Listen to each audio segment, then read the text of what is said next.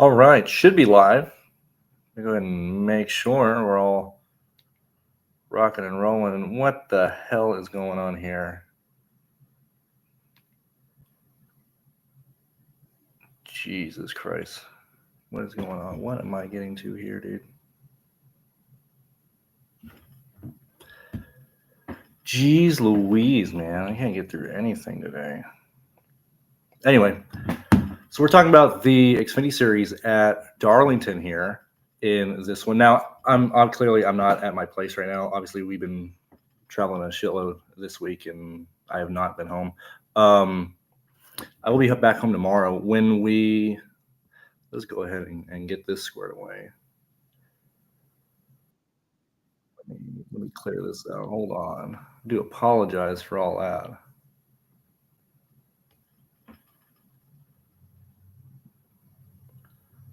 Fucking bunch of losers, dude. Jeez Louise.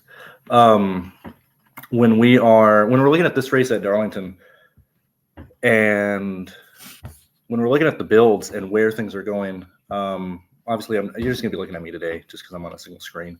When we're looking at the constructions, a majority of these slates are really being built out the same way. When we look at the Darlington, you know what? Well, we're gonna go ahead and show it since we do have the new tools on the site. Astukas and I will be doing a preview video, or not really a preview video, but a tutorial video on how to use. Let's go ahead and move this here.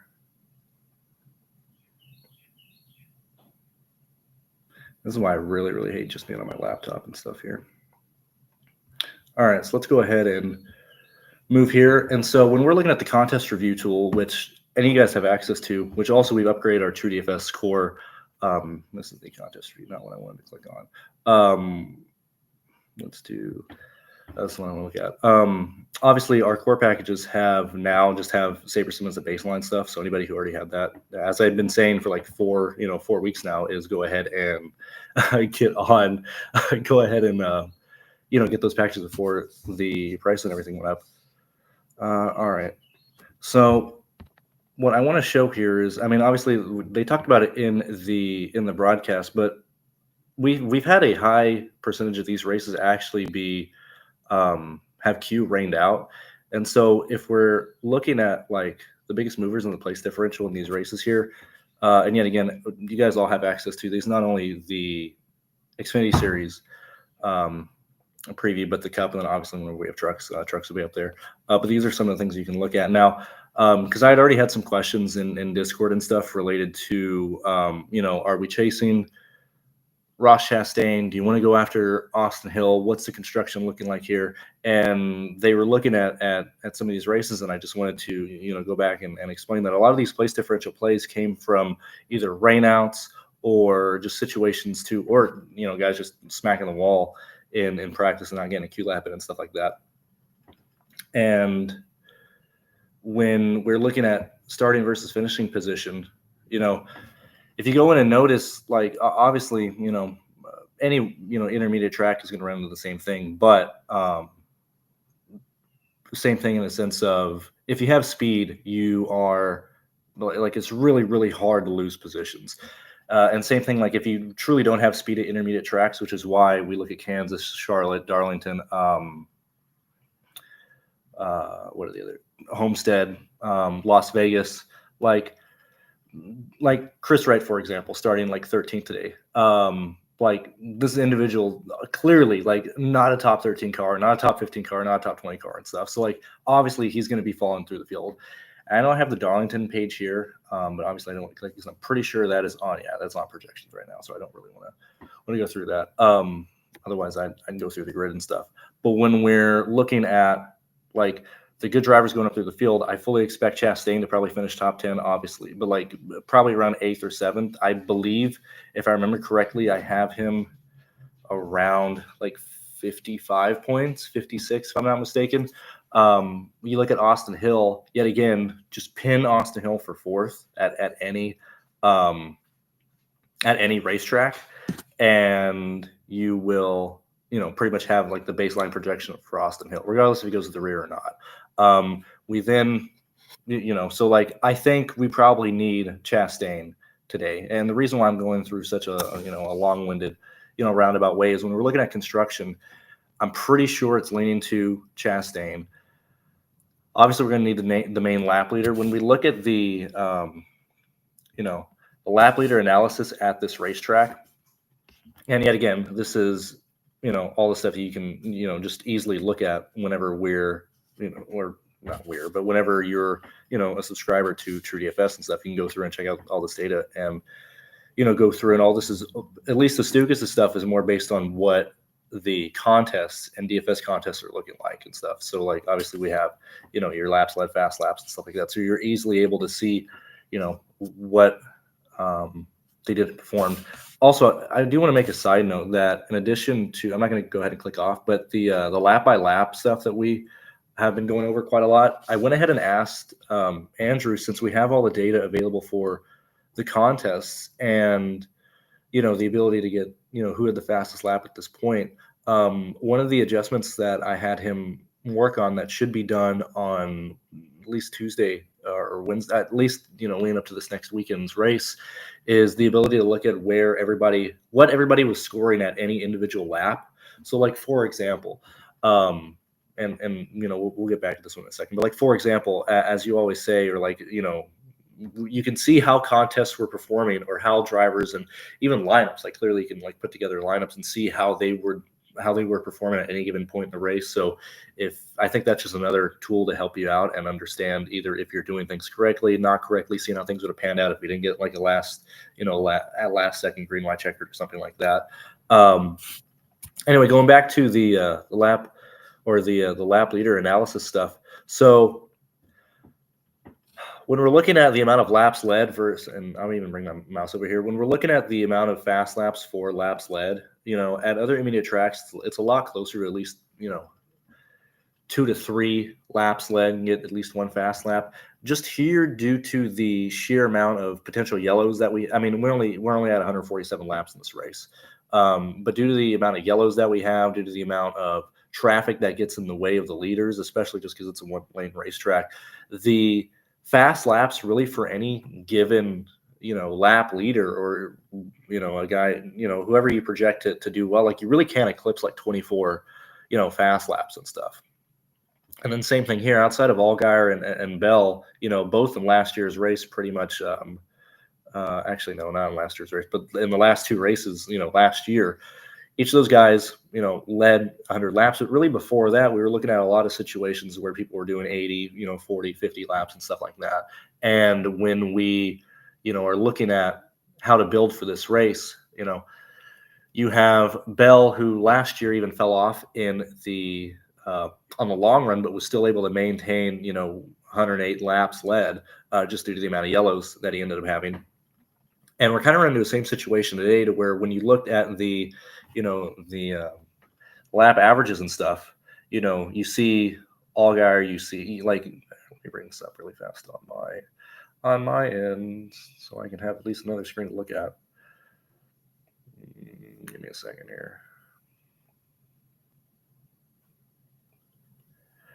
Which, thanks the Lord, they made this easy to see on your phone.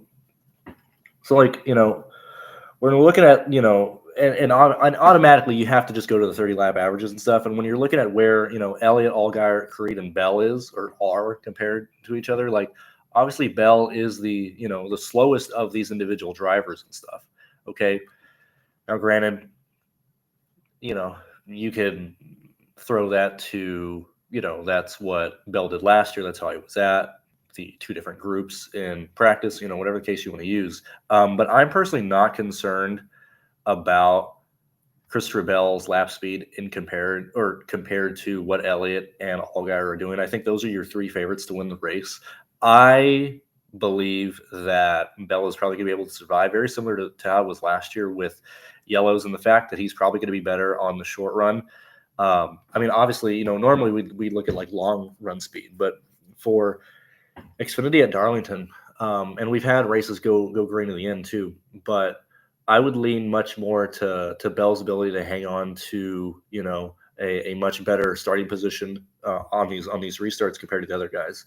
And so personally for me, I'm building with, Bell, Chastain. Obviously, those are two 10K guys. And so what the slate is really coming down to, and I mean, we can even go, where are we at here?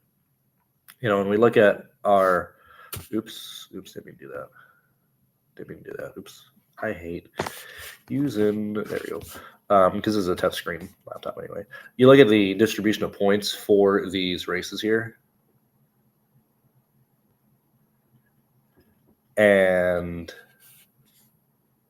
you look at the distribution of points that these guys are facing and stuff. And when we're looking at even the topper guys here, like your median, just for your fifth guy is 49 points. And so when we're looking at clearly, chasing Bell, chasing the, Chastain are in the back of the field, obviously those are two guys who are going to be scoring over 50 points. We then are going to need, your value plays and the 7K guys that we're working with, potentially scoring, near the 40s, near the 50s and stuff. And so when we're looking at I'm going to go ahead and turn this off so I can look at my screen without showing all the projections and stuff. And I can actually look at my, the builds that we're leaning towards and stuff. And let's see.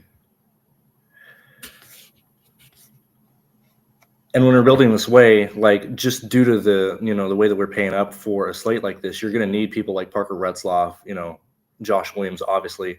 Anthony Alfredo has ran into a ton of mechanical issues lately, and I have not liked the speed that I've seen from Anthony Alfredo on the long runs, even before, the mechanical issues have been, a part of the races and stuff.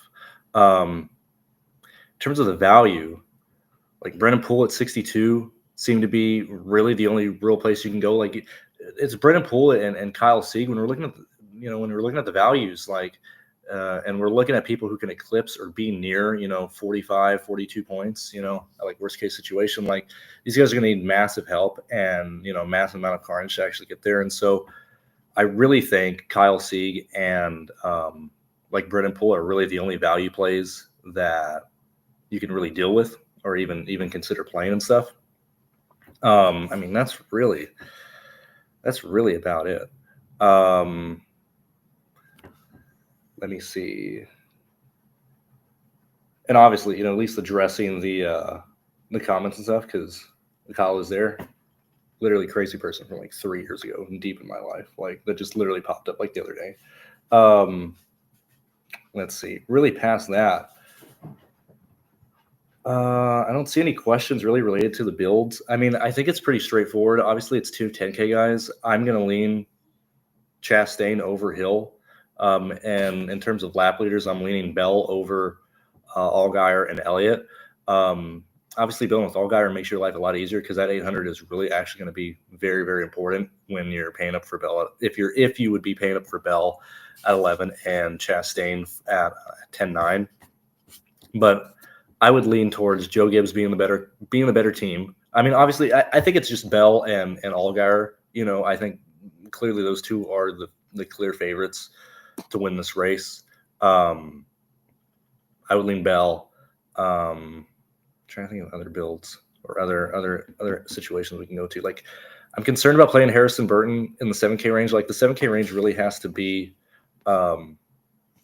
maybe not even concerned, because if we're building with so many, mid-range plays, in like the 7K range and stuff, I mean, I guess you are kind of forced to be going to like Eckes or Harrison Burton. I would just have way more priority and interest in people like Parker Retzlaff and Jeb Burton. Same thing with Josh Williams. Like, those are the three guys that I'd want to use in the 7K range. Yeah, dude. I mean, 147 laps. Darlington and Xfinity is a race to where, like, it's so hard for more than like 14 guys that actually look like they're going to hit value. What else? I mean, I do believe that's about it, guys. That's kind of my opinion there on that. I guess I'll talk to you guys later. I'll talk to you guys tomorrow for the Cup Series stuff.